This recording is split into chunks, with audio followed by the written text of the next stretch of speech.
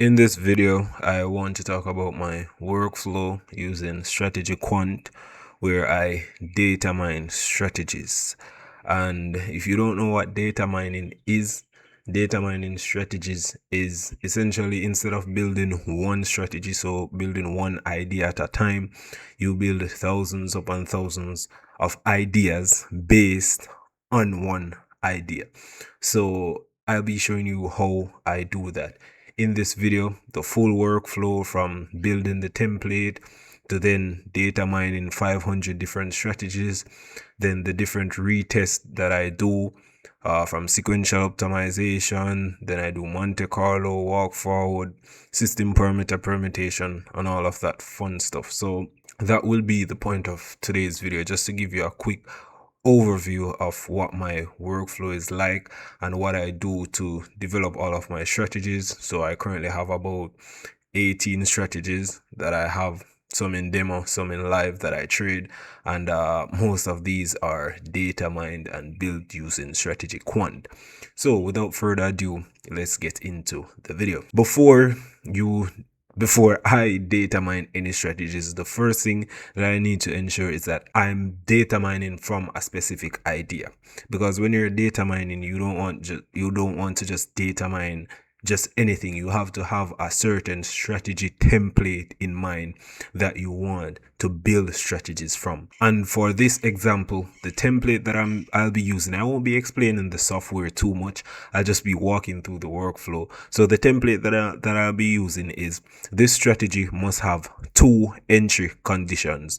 And the first entry condition is that the close must be greater than the 200-day moving average.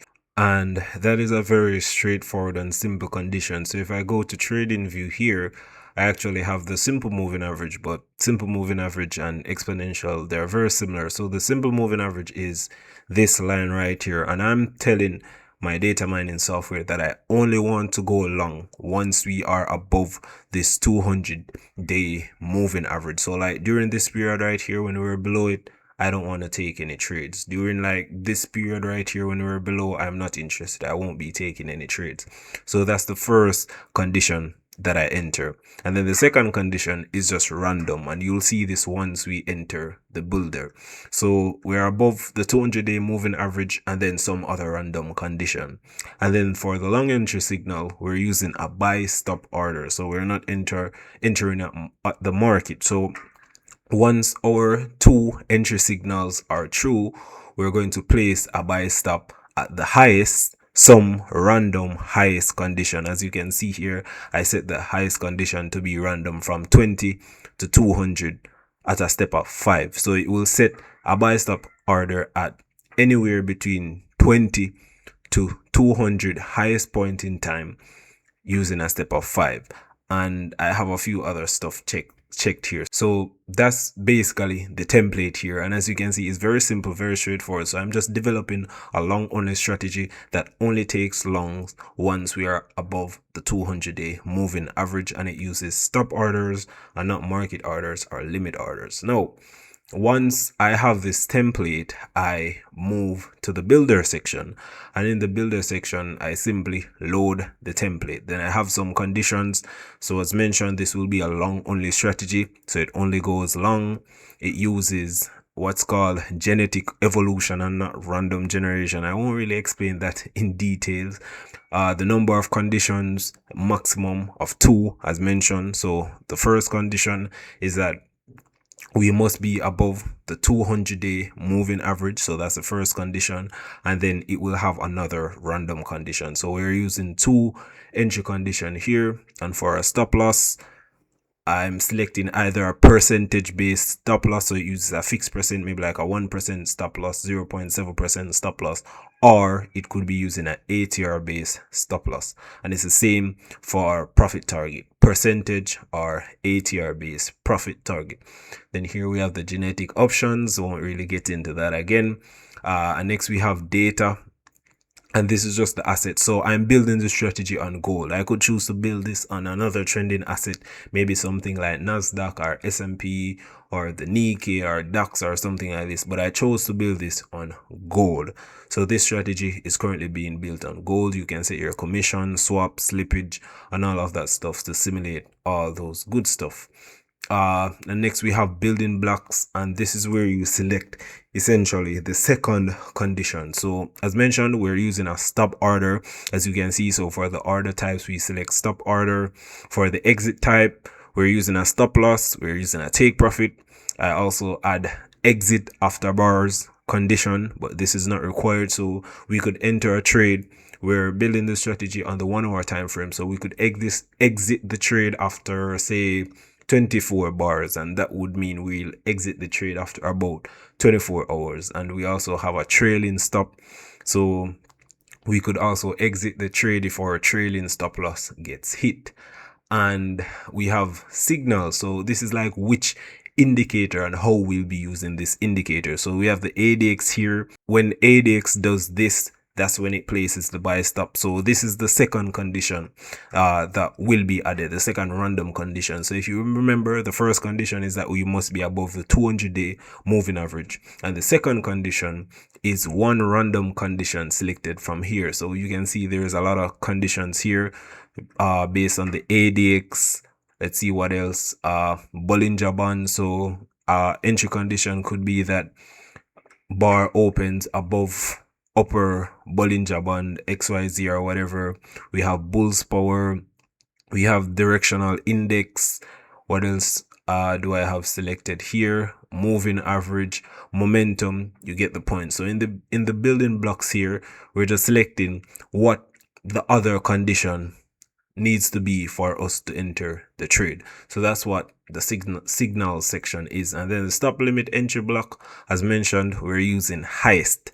So we select highest here. So once our entry condition is true, we place a stop order at the highest X bars, and we set that to be in the template. We set this to be between 20 and 200. So it might set a stop order at the highest past 20 bars, or it might set a stop order at the highest 200 bars. So that's what that condition does here, and that's the builder. And then we have our money management, where I like to use a fixed amount, so $1,000 risk. So that's money management. And then lastly, you have ranking, and this is, so what strategy Quant will do, it will build thousands upon thousands upon thousands of strategies, and then it will put these strategies in here, which is called the data bank. But obviously a lot of those strategies are going to be complete garbage. So we have a filter that we use to ensure that the strategies that are output in the data bank are strategies that meet a specific criteria. So for me, the first criteria is that the return to drawdown ratio must be greater than 4. The second criteria is that the average trade must be greater than $150, which means it isn't a scalping strategy.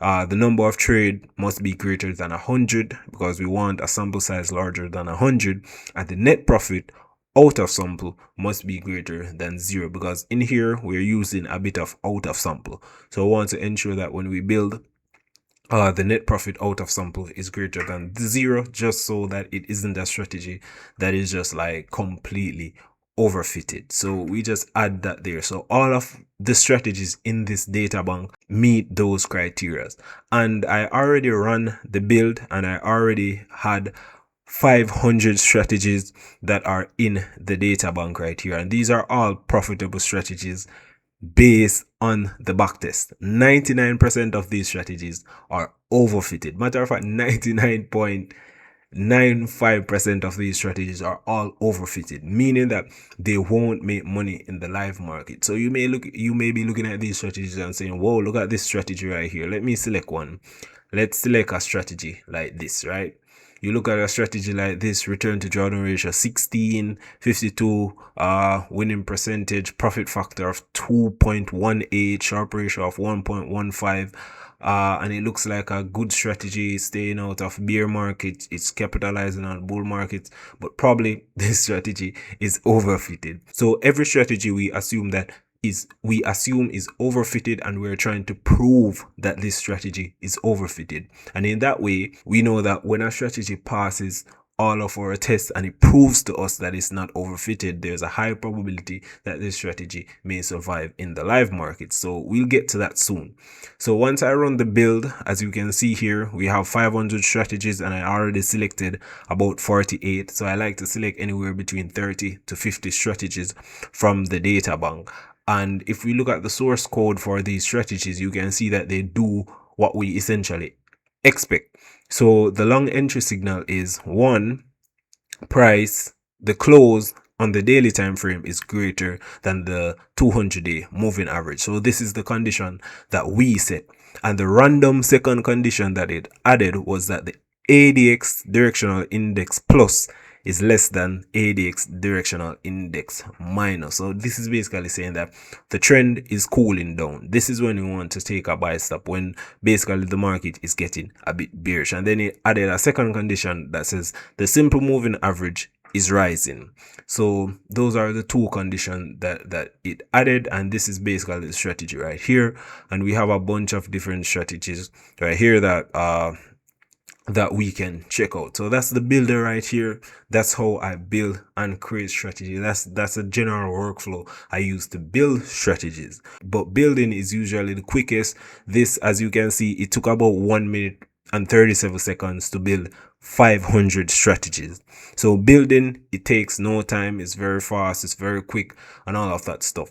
So once we build, as mentioned, I select anywhere between 30 to 50 strategies from the data bank here, and then I retest these. So once again, if you remember, we assume that every single strategy is overfitted, meaning that we assume that none of these strategies will work in the live market, and we're trying to break these strategies and see which one of them can prove to us that, hey, I may actually survive in the live market. So I take the 48 that I've selected here out of the 500 and I put it in build.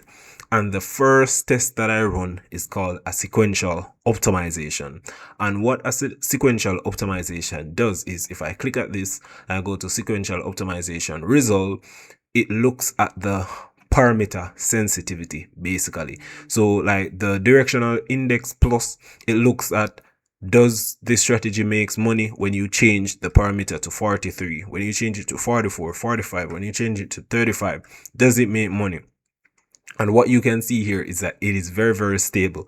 So it makes money regardless of the parameter that you use. And you want to see that in a strategy. If you have a strategy that only makes money when it uses one parameter, that's not a really good strategy. And it does this for all of the indicators and parameters that it uses. So if you remember, we used the 200-day moving average. So whether we use the 170-day moving average or the 230-day moving average, it is very stable. We use exit after bars. Whether we exit after 24 bars or we exit after 34 bars, profits are still stable. And once again, we do this for every condition. Let me see if there's any that failed. So we actually had a couple that failed, so we can look at this. So like this is one that failed. This is what you don't want to see. You can see that basically there's no real stable parameters for this right here. So this is a strategy that you don't want to see. Here's another one where there's no real stable parameter. Here you can see it kind of faded off here. So these are usually red flag, and this is just the first simple test that we run. We want to see if this strategy will survive regardless of the parameters. And here you can see very stable parameters. This is another one with very stable parameters and so forth. So this is the first test, sequential optimization. Now once that is done, what I do is I select those that pass. I usually manually check these as well, because just because one pass, it does not mean it's really robust. I usually check the logic to ensure that the logic makes a bit of sense. Like this logic, I don't know, maybe it did not make sense when I analyzed it. I'm like, okay, I don't want to use this. So as a result, I ditched this strategy. So even though it passed the sequential optimization, maybe I don't like the logic. Maybe I'm looking at the returns and the returns don't really make a lot of sense. So I decided to ditch that logic. And once I do that, I select those that I am confident in, or I believe, hey, they may have some potential. And the next test that I run is a Monte Carlo simulation test. And what the Monte Carlo simulation does is really simple. I can go to settings here and I can show you. So the Monte Carlo simulation, it runs 500 tests, and it randomizes. The test that I choose to do is randomize the history data by tick. So instead of having the exact same price data, it changes up the tick data a bit and say, hey, if the price was a bit different, because as we know, as it relates to back-tested data, it won't be the exact same across different brokers and all of that stuff. So the Monte Carlo simulation, it says, hey, if I change the price a bit here and there, up and down 20%, what is the returns like? If I randomize the slippage, again, slippage is a real thing in trading. If I randomize the slippage between 5 and 10, what is the return like? If I randomize the spread, what is the return like? And then lastly, if we randomize the parameter, which is similar to the sequential optimization, but this is combining all of those stuff. So this Monte Carlo retest, it's really trying to break the strategy. It's really trying to break it down and say, hey, if you can survive all of these right here, you maybe have a potential to trade in the live market. So that is what this Monte Carlo simulation does. And if we click one of these that pass the test, what you can see here is that it ran 500 simulation and it said you passed all those conditions. I tried to break you down and you're still standing strong. You can look at here. It's saying at a 95% confidence level, we think that the return to drawdown ratio of the strategy is 4.73 and the R expectancy is 0.23. So that is what this Monte Carlo simulation does. And here's one that failed. Let me see if I can find one that is probably even worse. Maybe something like this is a red flag. So the blue line is our current strategy. And what you can see is that this is at the exact top. So this strategy is really like what you would consider like the best case scenario. You don't want to trade a strategy like this where the performance is basically the best case scenario. You would more want to trade a strategy something like this where the performance is close to the top, obviously because we're doing a lot of optimizing and stuff, but it's not the best case scenario. You can see that it falls about here. So that is something that you want to see whenever you're doing a Monte Carlo retest. So far we've done 2 retests. We've done sequential optimization where we're analyzing the parameters, and then we've done Monte Carlo simulation where we're randomizing the spread, the slippage, the price data, the parameters and all of that stuff, and see if the strategy still survives. And what you can see is we had a couple of failures here. So here, out of the 46 strategies, we had a lot that failed, as you can see in the data bank here. And then we basically select the ones that pass. As mentioned, look at the logic, the return, see if everything made sense, and then we put it to the next test. The last test that we do, well, not the last test, the second to last test is what's called system parameter permutation and also walk forward optimization. So if I click on one of these strategies that passed, the system parameter permutation here, what you can see is this is basically a more advanced version of sequential optimization. So this also looks at parameter sensitivity, but it looks at it more in depth. So system parameter permutation, it gets every single parameter that this strategy uses, and it uses every single combination that there can be. So it combines parameter 1 using X value to parameter 2 using X value to parameter 3 using X value and so on. And it does every combination, and then it returns the median for every combination. And then it shows you that beside the original. So here what you want to see is that the median performance when we're flipping the parameter, changing the parameter, using every different combination, you want to see the median performance be very close to the original performance. So right here what you can see is that for this strategy the median is 10. The return to drawdown ratio, the median is 10 and the original value is 14.81. So that's not bad. For this strategy, that's not bad. That's what you basically want to see. something like this that failed, this is a red flag. So the original value is 12. So we had a return to drawdown ratio of 12. But when we change the parameters and use various combinations and so forth, the median return to drawdown ratio fell to 5.77. So this is something that you don't want to see for a strategy that is truly robust. So that one failed our test there. And that's system parameter permutation. The next one is walk forward optimization, or walk forward matrix rather. And what this does is walk forward matrix. This is actually one of the most powerful tests. It changes the parameters and tests the strategy on unseen data in sample. So let's say you have data from 2008 to 2022. What this walk forward sample does is it would, for example, it would test the strategy on 2008 to 2009, and then it changes the parameters a bit, and then it tests that strategy with the change parameter on 2010 to 2012, and then it changes the parameter again, test, changes, test, changes, test. That's why it's called walk forward, and it does that over and over and over again, and it does it thousands upon thousands upon thousands of times.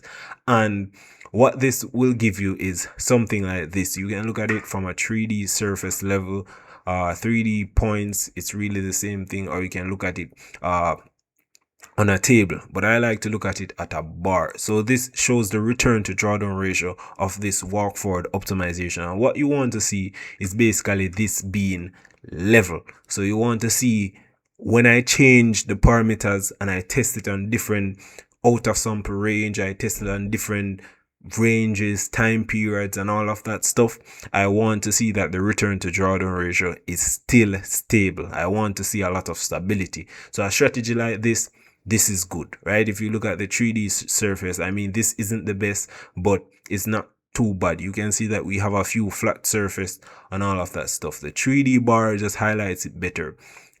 This region right here, this is not that good, but you would expect that there's no strategy that's going to be 100% perfect. So that's kind of what the walk forward optimization does there. It retests this, changes parameter, tests it on a new period or timeline, does it again, repeat it over and over and over again with different outer sample, different amount of runs on the data and all of that stuff. I'm not trying to overcomplicate this video, I just want to give you a broad overview, and that is why this is so good. If we check out one of them that failed, I want to see one that failed the walk forward optimization. So here's one that failed the walk forward optimization, and this right here, this is a red flag. So as you can see, if you look at the previous one, you're seeing a lot of green. It looks mostly stable and the regions overall are good. But if you look at this one, you can see it's a complete different story, right? We have these green peaks right here, but mostly it's unstable. You know, we have all of these right here. If you look at the 3D surface, this looks really jagged. So this is basically like a bad walk forward optimization result, and something that you don't necessarily want to see. You can do a lot more analysis to see the sample size and the out of sample, the net profit drawdown, and all of that stuff. As mentioned, I don't really want to overcomplicate this video, but in general, you don't want to see all of this stuff. And once we're done that, so we're done with the sequential optimization, Monte Carlo retest, system parameter permutation, and the walk forward matrix. Once we're done with all of that, we're going to select one of these strategies. This is the most important aspect of this test. So once we select this strategy that we believe, okay, this is the final test, we're done developing, we're not going to tweak anything out of all of these strategies. So how many strategies pass? If I do select here and I select pass, we can see we have 16 strategies left that passed all of those tests. So we started with 48 and now we have 16. So we're going to select one of these strategies, only one, which we're going to then test on a final outer sample. So we have tested this strategy up until 2022. We do not know how this strategy will perform in 2023, 2024, 2025, and 2026. That is our final outer sample, where once we look at this, we cannot go back and tweak and go back into development and do this and do that. once we look at that, we're finished, we're done with development, right? So I just use that example. I just select one of these randomly and I said, hey, I wanted to test this one. So I decided to choose only one of these really randomly that passed the test, and I decided to choose this sample. And then if we look at the out of sample here, we can see that in the out of sample, if we look at out of sample only, it was actually profitable in out of sample. So this would be a strategy that, well, in theory, I would never use this strategy for a multitude of reasons, but based on this test, it passed all of our robustness checks. We just tested this on outer sample and it is profitable in outer sample. So I would carry this strategy to a demo environment in theory. So I would start trading this on demo environment, see the behavior, see if I can handle it from a psychological perspective and so forth, and then decide if I want to trade this strategy or not. And this final out of sample here, this performance right here, would be what you need to, I would say, generally expect in live trading, because your out of sample is the most unbiased part. So if we look at the in sample right here, well, this strategy is a really bad strategy, but you can see that from 2009 to 2012, this strategy performed really good. Then it basically just stagnated from 2012 to 2022, and then it started to make money again in 2022. So generally speaking, your in sample has a lot of training bias, and I generally don't trust the in sample as much. I usually trust the out of sample more, but in this case, you would have to take into consideration that gold from 2024 to 2026 basically had a regime that was very similar from 2009 to 2012. So that's why in 2009 to 2012, you can see here that the equity curve went up, and in 2024, if we zoom in here, 2024 to 2026, we basically had the equity curve going up because we had a very similar regime to what we had here. So that is my general workflow. I tried my best to not get too complicated or get into too much details. A lot of people ask me how I develop strategies and so forth, so I just wanted to share this video so as to use as somewhat as a reference for whenever people ask me for my workflow or how I develop strategies or my process and so on. So that is my general workflow. If you want me to get into more details, like how I use Algo Wizard to develop templates, how I select strategies in the builder, because I don't just randomly select strategies from here, how I use the retester, the settings that I use to ensure that my robustness checks are actually good, how I analyze the logics and all that stuff. Like, if you want me to get into more of the details as to how I actually do this and you're interested in that, feel free to let me know in the comments and so on. But yeah, that's what I just wanted to share in this video here today. And the last thing that I do, so after I do all of that, I have my platform here that I upload my strategy to, and I basically look at all of the metrics here. So the trades, average risk reward, Kalmar ratio, the Sharpe ratio. I can analyze the performance here for each year. The equity curve, I can combine them in portfolios together. So I have, like, for example, my E8 200k account.